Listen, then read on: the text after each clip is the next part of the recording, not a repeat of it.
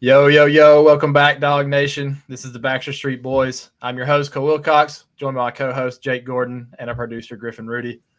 We got an awesome show coming at you today, and every time we get back on the mic, it's more exciting because that means football season's 1 week closer. We're going to break down the schedule in a unique way. We don't want to go the old boring route, so we got something coming for you. And then we're going to break down some restaurants in Athens. Going to do a little snake draft. We posted that on Twitter.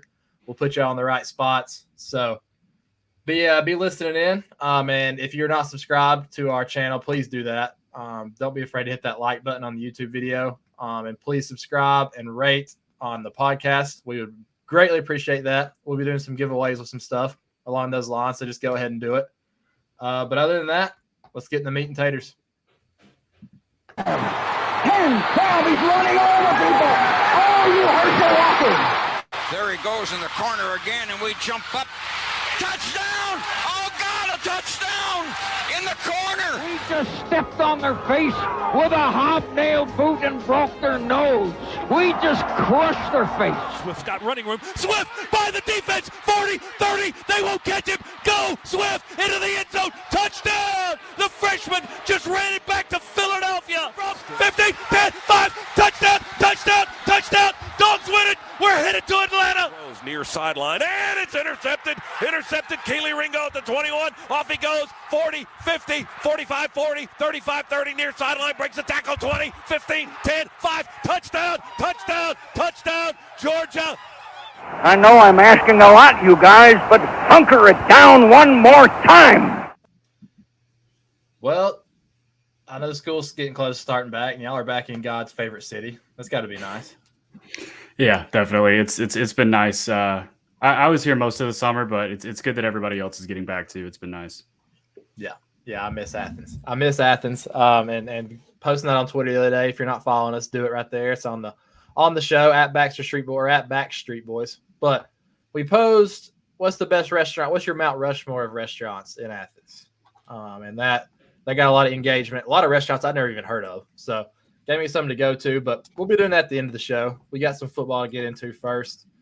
And I wanted to crank it off with something that happened. We're recording on Thursday, so today. And Todd Monken took the presser. And we don't get to see that very often. Todd Monken is not a guy who addressed the media that much, I feel like. So I was pretty excited to see what he had to say, and I thought he had some pretty interesting points. Griff, I know you had one that you want to talk about, so go ahead and kick us off. Yeah, one of the big ones for me was Stetson Bennett, and he talked about how he's been getting all the first-team reps this year, like in the summer and all that stuff. And that's something that Stetson Bennett has never gotten before this year. You know, he's always been fighting for the job and somebody else ahead of him. You know, they've been sharing the reps, but this year it's been all Stetson Bennett. So I think that says a lot about his confidence this summer, and like, you know, he's going to be ready for the season and with a full summer of him being the one. Yeah, for sure. And I can kind of speak to that because as athletes, like, obviously, if you're a good athlete, you embrace competition. Like, when you get to campus, you want to compete for a job. But like, when I went in my freshman year, like, I was trying to compete for a starting job, compete for a role out of the bullpen, something. I just wanted to get on the field and play. And then sophomore year, going in then, I knew I was a Saturday guy. There was a lot of comfort in that. I felt better about it. Like, I knew it was mine pretty much to lose. And then I could just go out and try to get better instead of trying to compete for a job.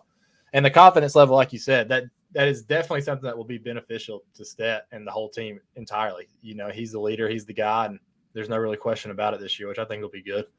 You agree with that, Jake? Yeah, definitely. That was something I think we talked about maybe on the first show, that it's really underrated how when a guy prepares as a starter and doesn't prepare as a backup, you know, how different he can look coming out. So I think Stetson's going to be a little bit better. I mean, he's older, so naturally he should be, you know, take a step forward anyways. And it'll be interesting because this is obviously going to be the first time that he's been the starter for every game, you know, barring any injuries. Yeah. Yeah. And I think one more point to point out that I thought was kind of interesting was somebody asked him about the 4 tight end set, which is kind of a joke on Twitter, but kind of also like this might actually happen. Monken kind of laughed it off and said, yeah, we'd love to do that every now and then and take advantage of the skill set, but every wide receiver would be in the portal if we did so.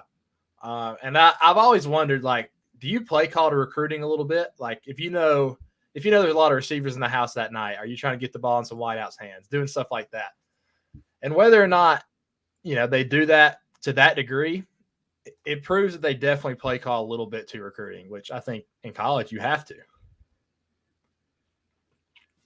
But that was pretty much the only 2 points that I had from the Monken thing. Anything else, Griff, that you had?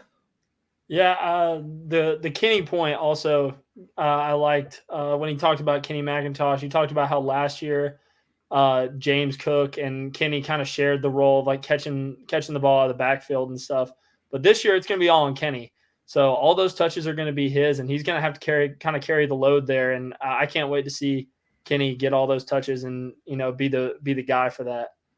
Agreed. The Kenny Mac hat train just keeps rolling. It keeps rolling. I saw where I forget who it was. I think it was a Sports Illustrated article that was naming the 5 running backs who were primed to kind of take that next step in the NFL draft as dudes, and we had 2 of the top 5, and obviously Kenny Mack and Kendall Milton. So, and then there was the PFF released the first team all defense, and we had 4 guys on there, and that wasn't including, or 3 guys on there, not including Keely Ringo. So people think that we're taking a step back, but we're here to stay, in my honest opinion. So we talked about doing the schedule breakdown. We don't want to go game by game. That could get long. That could get boring. But we got 3 major categories we're going to break down our schedule by. We're going to go by biggest game, a game where you could see a player having a big one, and what we think the best atmosphere is going to be. We've strategically done this where we all pick different games so we can talk about most of them.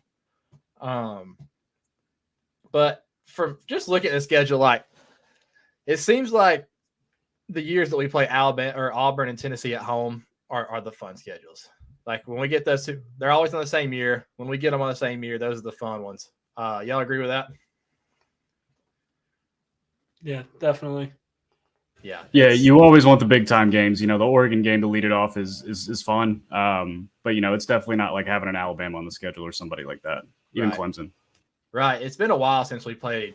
Like Notre Dame was, I guess, the biggest home game we've played in a while. But like big time conference home game, it's been a little bit, I feel like. Like what's the last one y'all remember? Big time home game. I mean, Notre Dame 2019 I'm was talking a big about conference game. Oh, big time conference game. May have been Alabama, and what was that, 2017? 2017? Arkansas last year, yeah. Arkansas was. I mean, I go back to LSU in 2013. I mean, that game was massive. That was like one of the biggest conference games I've been to there. Like, obviously, Auburn and Tennessee are always going to be big. Tennessee's probably going to keep getting bigger. But yeah, it's been a while. So hoping one of these can pop and we can have a really, really good home game for a while. But let's get into the breakdown. We'll go biggest game first and why it is the biggest game. Jake, get us started with that. So right now, I think as it stands, preseason, without any wins, anybody, pulling off a big upset, let's say Auburn hasn't beat Penn State, stuff like that. I'm going to say Tennessee at home. Tennessee seems to be a program that's on an up and up, and this is a good test for them.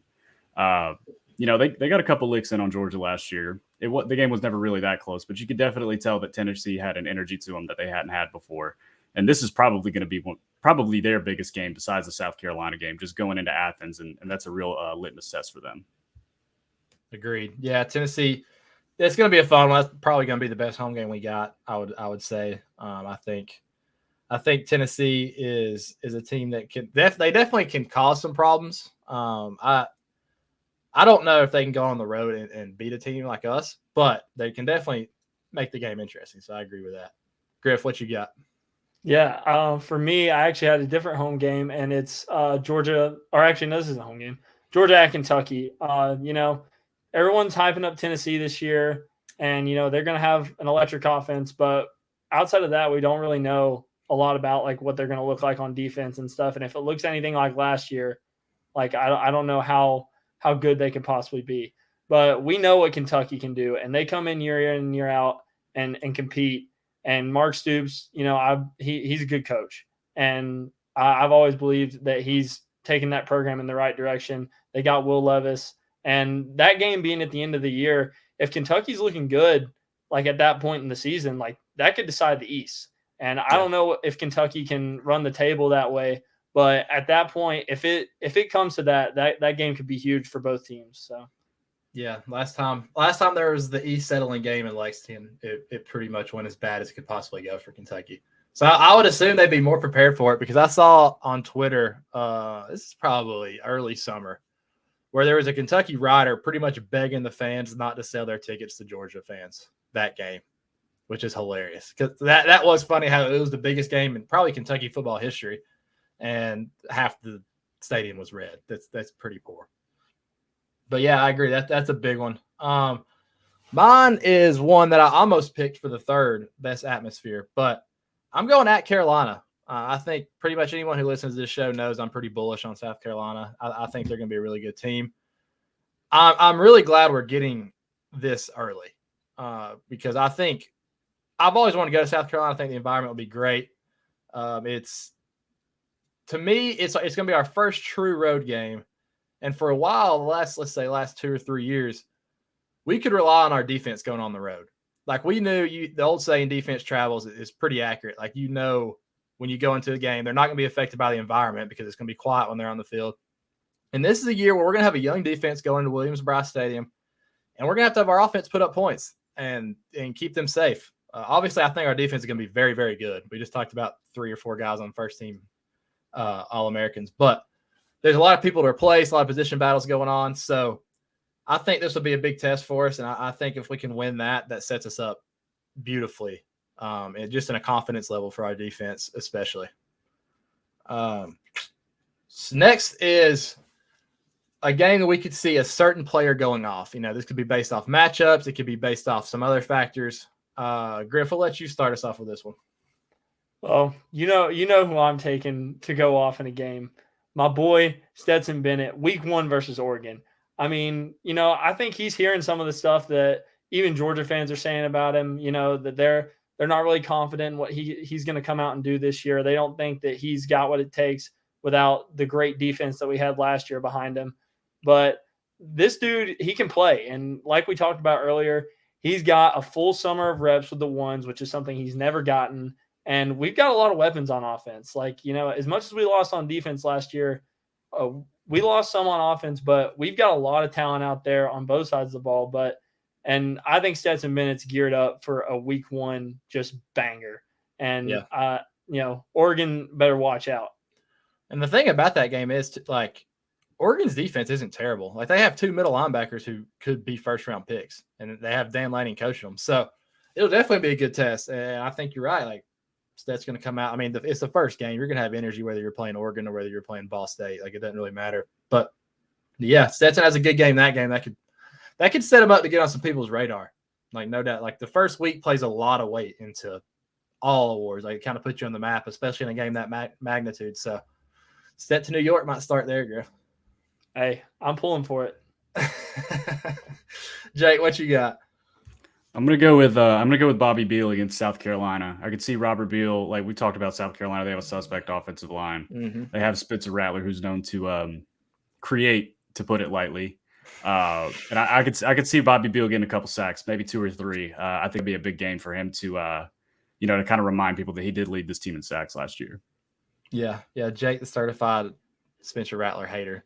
This pick checks out. But if Bill could get in the backfield and wreak some havoc that game, especially where, like I just said, the defense is going to have to make some plays, that could really settle it down. Like that could make everything better for the young middle linebackers, the position battle on the other side of Keeley. Like that pass rush is always a big deal. I don't have to say that, but especially that game, I feel like if Nolan and Robert can get to the quarterback, that would be massive.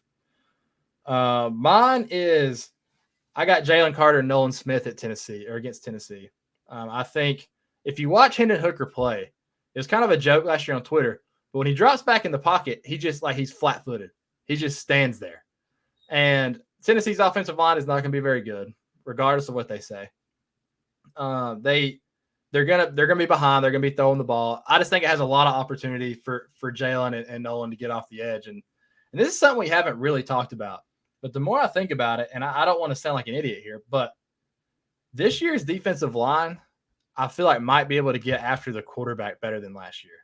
And I might be crazy in saying that, but you think about Jordan Davis and Devontae White. What they did so well was take up space and be elite against the run, and then had the ability to get after the passer. Jalen Carter is the complete opposite.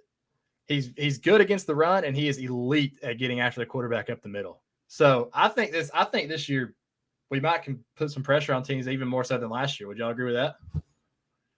Yeah, I can see that for sure. Definitely. I never really thought about it like that, but yeah. Yeah, and then you got some real athletic guys like TID. So we'll see. And Michael Williams, like I think that, like, obviously in the age where the air raid is becoming pretty much the norm, like you have to have corners and you have to have pass rushers, elite pass rushers. And I think you've seen that in our recruiting, just recruiting more length, recruiting more stuff like that's going to get after the quarterback. So I could see Jalen Carter and Nolan Smith having a big game in Athens that week. And this was a pretty cool topic in my opinion. With what do we think is going to be the best atmosphere? Combination of weather, game, stadium, all of it. I'll kick us off with this one. I'm taking at Mississippi State. I think that's a game where I think it's going to be a night game. So I looked it up. It's probably going to be a 7:00 game. That same week we have Bama at Ole Miss, A&M at Auburn, LSU at Arkansas. I would assume one of those will take the 3:30 slot. So we could be in Starkville at night. And the last time we played there was 2010, which is whack. We've played 3 at home since then. I don't know how that scheduling works. Like, I feel like it should alternate every single time. But we've played them 3 times at home since then, and we get to go there again this year. Like, it's not that I think they're going to be that good of a team, but I think that atmosphere will be pretty raucous for who I think we're going to be top 3 team of the nation at that point, going in there at night. So I can hear the cowbells now. It's a game I'd like to go to, really. Jake, what you got? The cowbells are pretty cool. I hate the cowbells. So I had a couple answers. I'm going to be at the Oregon game. I feel like that's definitely a strong contender.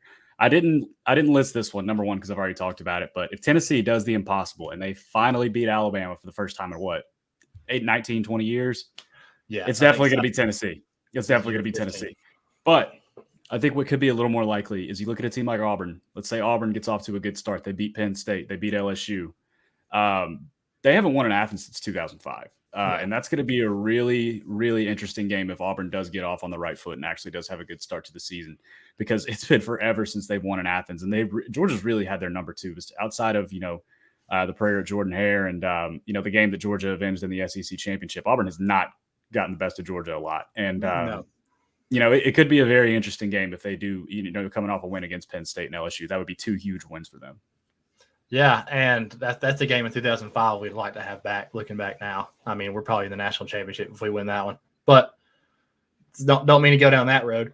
But I might be in the minority here, and I know that people in the comments will not like this. But I kind of like when Auburn's good.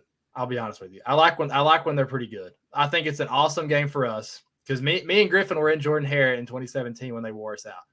I will say to this day, like, non-Georgia games that I've been to, because I go to the biggest Georgia game, so it's a little skewed. But that was one of the best atmospheres at a sporting event I've ever been to. Like, Jordan Hare is a sick place to play. And I like how they can compete with Bama. They can kind of pull some recruits from them. I like when Auburn's pretty good. And like you said, we get them every other year at home, and that's always a big game for us. So when they're good, it's even a better game. So I kind of pull for Auburn to win until they play us. I'm not going to lie. I don't hate Auburn like a lot of other people do. No. Maybe it's just because I know a lot of their fans, and I've been there a couple times, and I do like it. But I do enjoy the fact that they just cannot beat us in Athens, and I would like for that to continue this year. Yeah, I hope they never beat us. And it kind of goes to the point you just made. I think the last number I remember seeing, we're like 14-3 against Auburn in the last 17 years or something like that. So to us, one would be Cam Newton, one's Prayer Jordan Hare, and the other one's the one that got avenged in the SEC championship. Those are the 3 times. Right. And like, it's hard to hate a team if you're just that big of a bully on them, Like, that'd be like us. We talked about it last week with Georgia Tech. People our age, we don't hate Georgia Tech because we beat them every single time we play them. So I think that kind of goes into my non-hatred for Auburn. But I will say in 2017, when we did avenge them, that was one of the most satisfying wins that I've had as a Georgia fan. I didn't like Malzahn. That we whipped the dog crap out of them. Bull crap after the game was brutal. So that year I did hate Auburn. It's hard to hate Auburn when they're 6-6. I'll be honest. And especially now that Bo Nix is gone, how do we hate him? Yeah, I mean, you kind of feel bad for him sometimes. Yeah, like last year at the end of the year when they lost to Alabama, I was kind of like, dang, man. There's something about like the storied programs too. Like, Auburn's not like just super storied, but they're always good. And like the logo on the helmet, like when you see a team come in Stanford and you're sitting in the stands and you have like the storied helmets, like when Notre Dame came in, when you play Bama, when you get LSU, when you get Tennessee, Auburn, it's just more fun. Like you see the helmets, you see the logo, it holds weight, and you're like, all right, this is a big game. So Auburn being good, I think is good for the sport. So hopefully they can kind of get back there and make that a big game, like you said. Griff, what's your team? Yeah, so I think my pick is Samford versus Tennessee. I mean, Georgia, there's no atmosphere that's going to hit for me, in a biased way like Sanford Stadium. I mean, just going in there, and when you hear Baba O'Reilly come on and those pom-poms start flying and you hear Saturday, like that, there's just nothing better. Like it fires me up thinking about it. Like I'm literally like could run through a wall right now. What about the Spell Georgia cheer? The Spell Georgia cheer, does that fire you up? Oh yeah, that fire. It's the best tradition in all of football. The fact that we say the best tradition in all of football, the Spell Georgia cheer, and then we have like 3 traditions following that are better, pisses me off to no end. I hate the Spell Georgia cheer. I will never participate in it. I wish it would be banned from Sanford Stadium. I hate it. Everyone in the world can spell your team's name. The battle hymn, the Saturday Baba O'Reilly, all of that, 5 times better than the Spell Georgia cheer. I hate it. I never want it to happen again. And I may be the only one who thinks that, but Griff knows I won't do it in the game. I will not do it. No, he won't. And I forgot to even mention the battle hymn. And I can quote that word for word. I might do that for you guys, like right before the season starts. Like on the Saturday before the game, I'll post a video of it or something.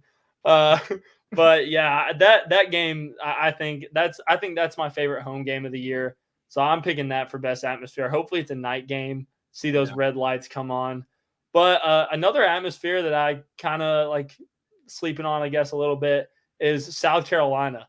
Week 3. I think the one thing that worries me about this one is I did see the picture the other day of them selling season tickets for South Carolina at Costco, which is a little bit scary. I hope they can get fans in there for that to be a good atmosphere. But South Carolina fans can get up and go, and Williams-Brice is cool when it's rocking. So, week 3, if they get some momentum in those first 2 weeks, if they come out and beat Arkansas that second week, who knows what that stadium's looking like week 3. So. Yeah, Williams, that's a place I've always wanted to go to too. Like I feel like it's such a cool place to play, especially when it is so hot in September. It is, dude. It's gonna be miserable.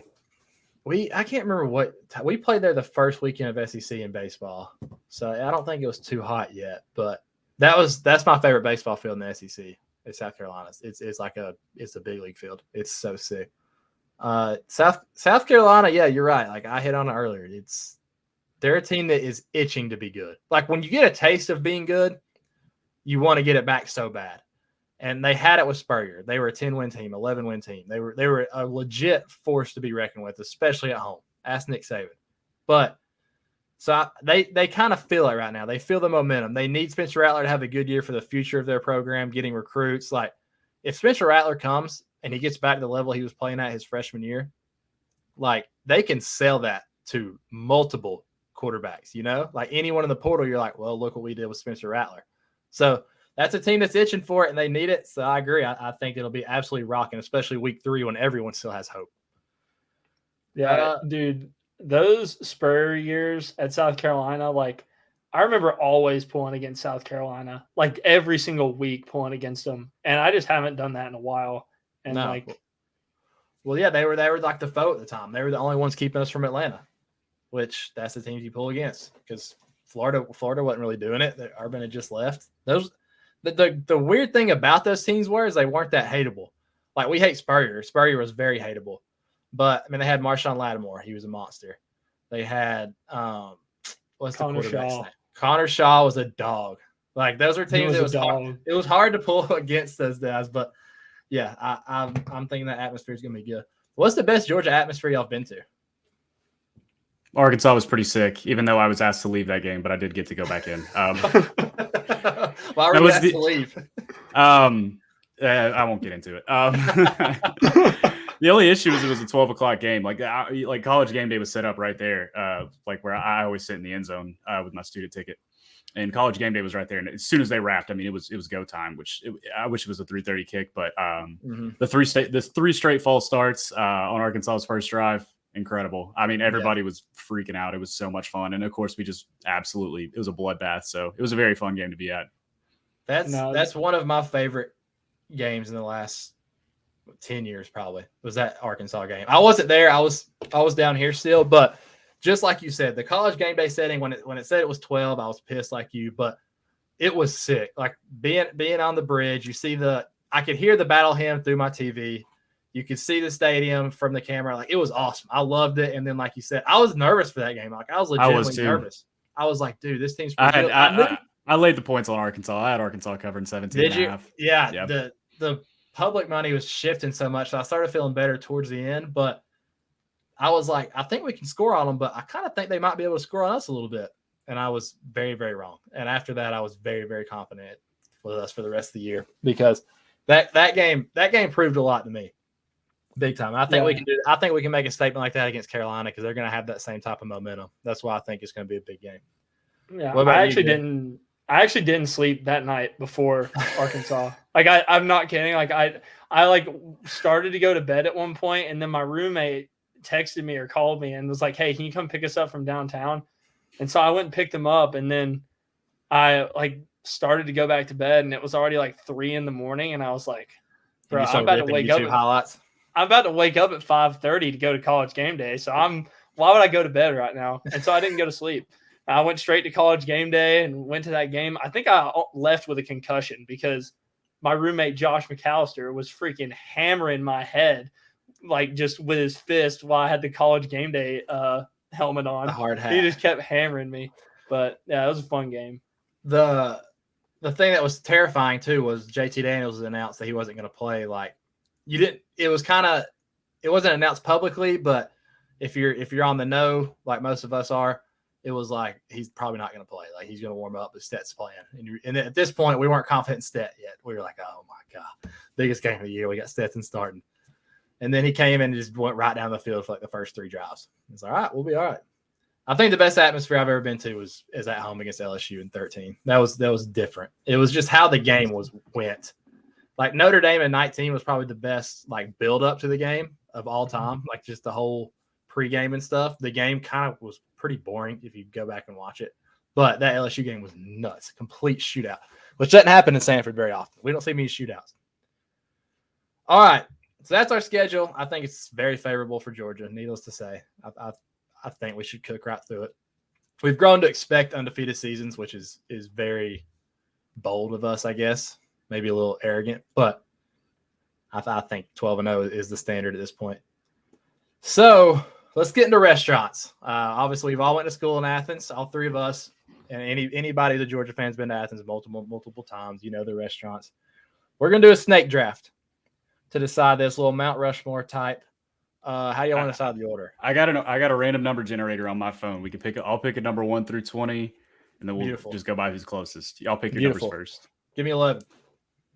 I'll take 13. I'm gonna go with 3. All right. It's 10. So Cole, Griff, then me. I'll go 3rd. I get first. Overall pick. Dang, I didn't really. Actually, I guess you get to pick. I guess. Do you want to go first? I'll go last. I want to go last. I don't have a number 1. All right. I have a clear cut number 1 that I think I could have got at 3, but well, who's going first between me and Jake? You are. Me. Griff. All right. You're second. All right. I'll take the place. Good pick. Very good pick. What's your go-to meal there? Dude, the chicken sandwich there with the pimento cheese. Oh my God. I'm a big Chick-fil-A guy. Cole knows this, but dude, the chicken sandwich at the place, it's unreal. It's on a different level, and they've got other good food. Is it like crispy? Is it a crispy chicken? Oh yeah, dude, it's so good. It's fantastic. And, dude, it's a good pick. When I go there for dinner, the pork chop, it's so good. That's branching out for you too. Oh, it is, yeah. Not fried chicken or a burger. Pork chop is a big deal for you. So it's good. We got a lot of good I've got like 10 places. Like, there's gonna be some places that get left off, but I have a lot of good ones. I think this is an easy 1-1. I live right above this place. I think it's easily the best food here. It's Chuck's Fish. Okay. I think that's I talk about the drinks, the apps, always fresh seafood. They get it like flown in every day. Incredible. That's my easy 1-1.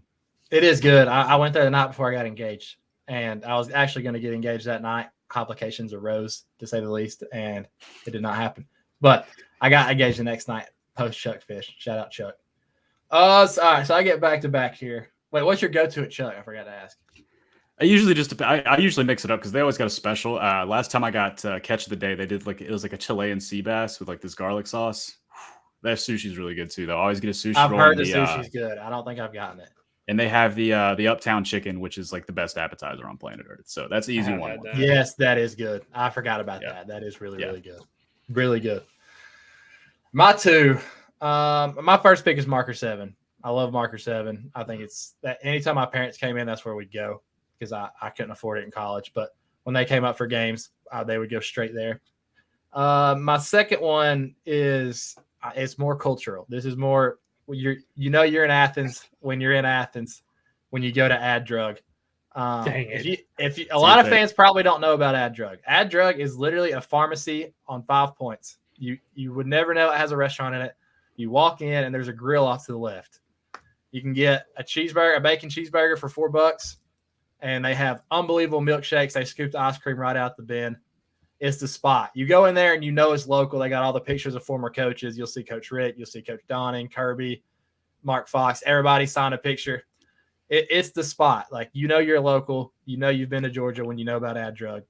Next time you go, I don't think they're open on the weekend, so you got to go up a little early, go on a Thursday or a Friday morning, afternoon, hit Ad Drug. It'll change your life. Big fan. Great pick. So you weren't going to get that one on the next time around. No, I didn't think it was going to get. That's why I went with it because I was like, I wanted that one so bad. So this is another one I don't think I'm going to get on my next time around, so I got to take it now.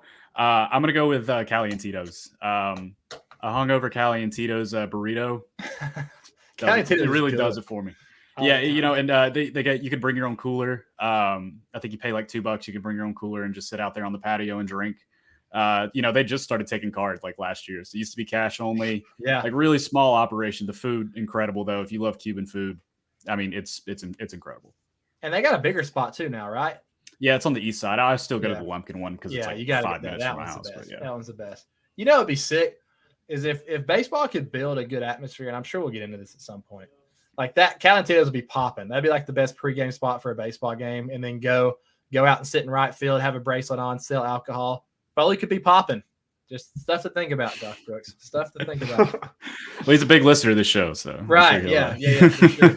For sure, he's a Backstreet boy. Griff, what you got? All right, double. Yeah, I got two. So for my second pick, I'm gonna take my favorite burger joint in Athens, Grindhouse Killer Burgers. Good pick. I go there pretty often. I love a good Grindhouse burger. I'll probably get ripped by Cole for how plain I get my burgers, but I know they have options there, and they're all pretty good. But I like a good plain burger, but that's the best one for me. I freaking love it. And then my third pick, in my opinion, the best Mexican restaurant in Athens, La Parrilla. I thought you were going to take mine. That is not the best Mexican restaurant in Athens, but I thought you were going to take mine. That's the best one. I go there. I won't go to any other one. And they've been closed on Sunday all summer. I don't know how long that's been going on. And I've gone there on Sunday like 3 times, like not remembering it, and I've been just heartbroken.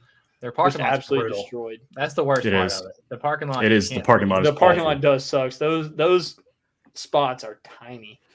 Yeah. One day I'll read off. So this was, I think, during quarantine, Griff, when I got, or was it was. Yeah. So me and Griff were living at the house in Athens because there was a weight room down there that kind of opened up the back door to let me come work out. And I tallied Griffin unknowingly. I tallied his diet for the week. It was vile, to say the least. And I'll get into that one day, but not today. Jake, what's your next pick?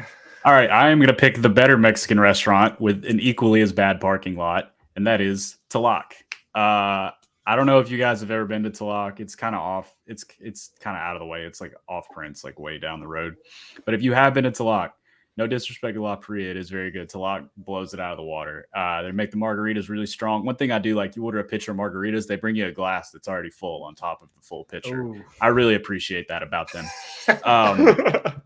But they got man. I've usually just picked something different every time I go. It's good every time.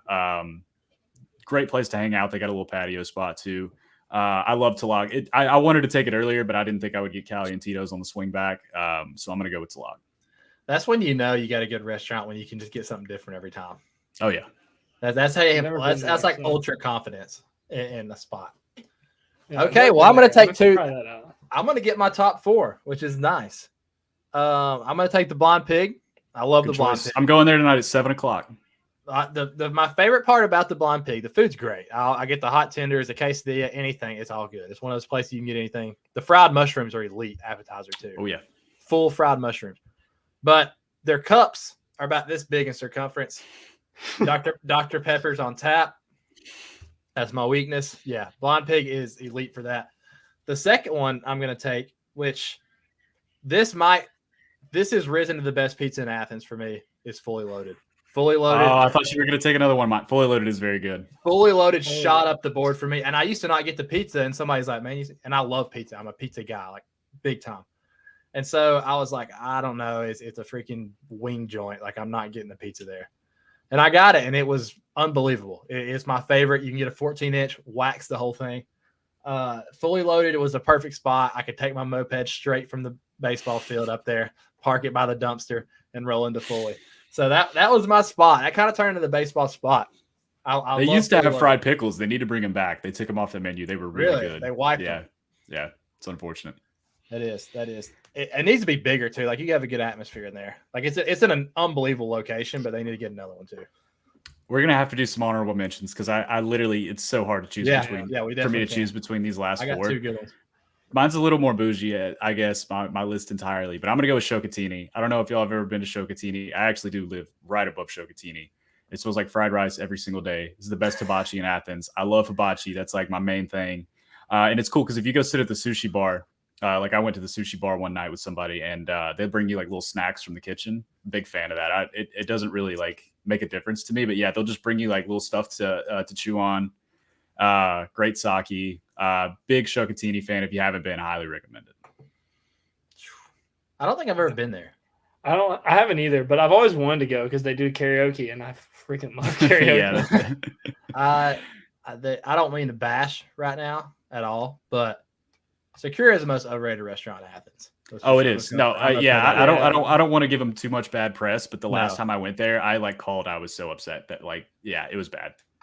The reason we go Sakura is because Emerson Hancock loved it so much, and he'd walk in, oh, Mr. Emerson, and then they'd give him a huge discount, which was absolute bull crap. Call the NCAA on that crap.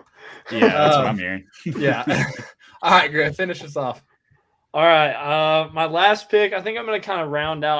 I have a couple options, but I think I'm just going to kind of round out my list with a nice different pick from all the others, get a nice spread in there. And I'm going to take Sauce House. So some pretty good barbecue, and I love the atmosphere there. You know, you got trivia there sometimes. You know, it's just a nice little bar if you want to go hang out to. Yeah, take Sauce House. I like Sauce House a lot. That was my favorite post-game spread we got. When they brought the sweet tater casserole, that was when it was elite. What's the honorable mention you got on the tip of your tongue, Jake? I was gonna go. So you brought up pizza. I was gonna say Ted's. I like Ted's a lot. I just like the style of pizza, like the Neapolitan. They have great salad too. Paloma, just like, you just kind of get a couple little different plates and everything. But I feel like more people associate Paloma more than drinking, so that's why I didn't go with that. And Clocked, which I think is the best burger in Athens. Grindhouse is good, but I like Clocked too. That was on my list. I don't know if I've been to Clocked. It's good. It's good. Solid. One of my honorable mentions is Talk Tsunami. I think it's a cool place. Good. It's good. I like all the tacos you can get. Solid place there. But I'll tell you, probably one of my favorite restaurants, but it's kind of changed, so I didn't want to go with it.